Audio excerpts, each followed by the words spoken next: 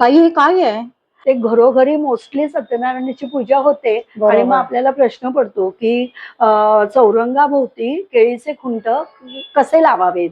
तर त्यासाठी मी हे मेटल आहे आणि शार्प आहे हे, त्यामुळे ह्याच्यावर तुम्ही खुंट तुमचे रोवायचे आहेत आणि हे एकदाच घ्यायचे बरोबर. लाईफ टाईम एकदाच घ्यायचे. हे मेटलचे आहेत, दणकट आहेत आणि वर्षानुवर्ष हे तुम्ही वापरू शकता. म्हणजे आता आपलं पूजेचं डेकोरेशनचं काम अगदी इझी होणार अगदी आहे. इझी होणार आहे, हे अगदी बघा. इझी होणार आहे. आपले फक्त केळीचे खांब ह्याला रोवायचे हा बस. ते नाही तर आपण पूर्वी काय करायचो, चौरंगाला ते बांधत बसायचो, दोरा बांधत बसायचं, ते 10 वेळा सुटायचं. असं मस्त ऑप्शन आणलेलं आहे. जर कोणाला हे केळीच्या खुंटाचे स्टँड हवे असतील तर जागृती ताईंचे नंबर मी स्क्रीनवर देते, त्यांना तुम्ही नक्की संपर्क करा आणि अशाच अपडेटसाठी वाव स्नेहला फॉलो करा. धन्यवाद.